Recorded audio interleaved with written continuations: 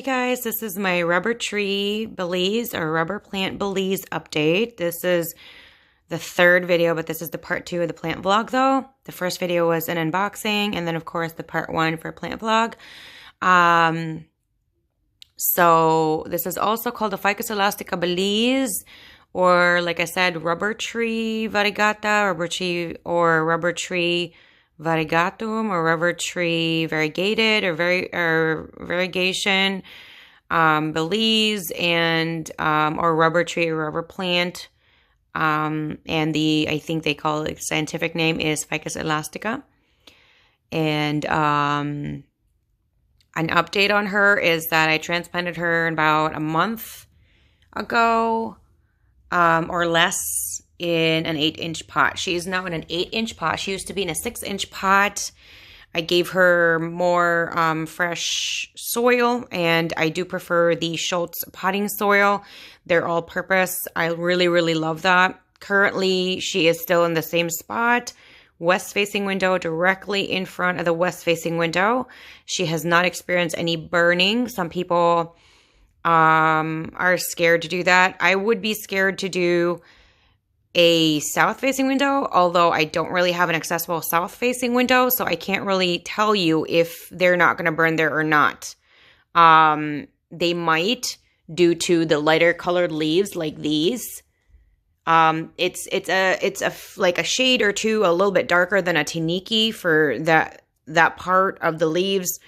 So there is a high chance of burning if you do put this particular plant in front of a south-facing window, even if it's indirect, because the south-facing window is the most intense due to the midday sun.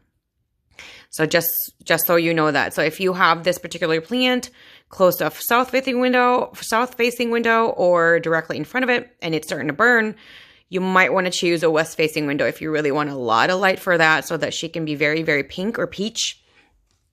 Like right there. These are all obviously dues from my care. She was much smaller when I got her. And I just love her. I just love Ficus Elasticas and Ficus in general. They're very, very resilient. And the watering for now, her current schedule is every 6 days. I know. Every 6 days. I was shocked at that too and looking at it. Because usually in the smaller pot, she was good for every 7 days. But I think, she's growing. She's got her new home. She wants to expand and just get bigger. And she has gotten taller for sure since the last vlog that I made with her. Oh my gosh, I just love it. I was thinking of probably splitting them up, but when I did, their roots were so intertwined, and I think I'm going to give her a little bit more time when she does get taller. If I feel like I can split them up, maybe I will, if they don't get too crowded. But you know what? I have like my ruby pink too, and my ruby pink too is that giant, there's I think 3 in one pot, and they seem fine. So I think these two should be okay. If she does outgrow this particular pot, it'll be the next size over. Now, you guys might be wondering why I transplanted her. I transplanted her. There wasn't really a real indication right away. I was looking at my other plants, and some of them actually, when I looked underneath on the drainage holes, even though I have a screen on there, the roots were coming out. So, I immediately transplanted her when I could, and she has just been happier, from my observation. Like, look at how huge that sheath is. Just look at that. Like, it really was showing, and look at the other one. Look at the difference in that one and this one. It really was showing, and this plant is really showing that I did a good decision in putting her in a bigger spot. So if you're wondering what I do feed her, aside from everything that I've already mentioned, the other requirements, the soil, the light, and the water, all of that is going to be in the description section as the usual. My social media accounts are there as well. So if you want to connect with me in other social media accounts, let's do that. I hope you enjoy the rest of my video, that you're going to hit the like, subscribe, and of course the bell so you're notified every single time I do upload a new video. Sometimes she does get extra light if it's certain times of the year that it gets kind of gray. I do turn on a light. It's just an LED light, a bulb. It's not really a plant light currently. It can change, but currently it's not. And I think just her being in front of the west-facing window, it really has helped a lot. My biggest concern with her currently is she is going to overgrow in regards to height in her spot because she is in a shelving unit. So that is my only concern, that she might overgrow that section. And if that happens, I have to put her in a different spot, which is a little unfortunate. But those kind of things can happen.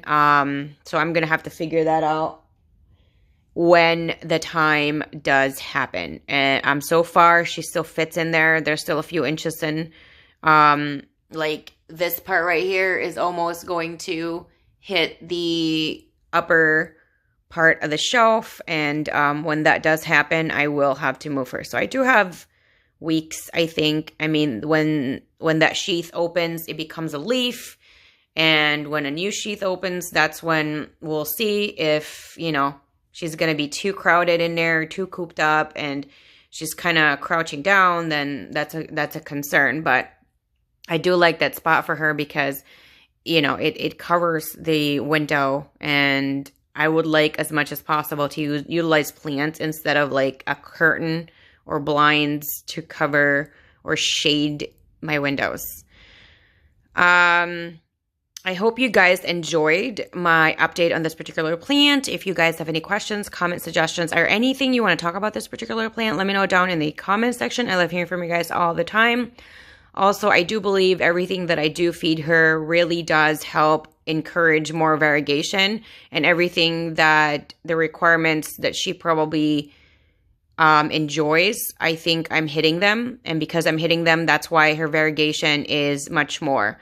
What I mean by that is there is a lot less of the green parts, especially like right here, versus the pink parts. If you want more of the color and not just the green color, but like the pink color and the lighter shades, then it usually, from my experience, it's not just the light. I think light is a big part of it, but I think because I do fertilize every time I water, and I do add a ton of supplements in my mixture, I think that helps us well. So do check that out if you want your Belize or variegated plants to actually to have more variegation than more green. Thank you guys so much for the love and support, and I'll see you guys again next time. Bye.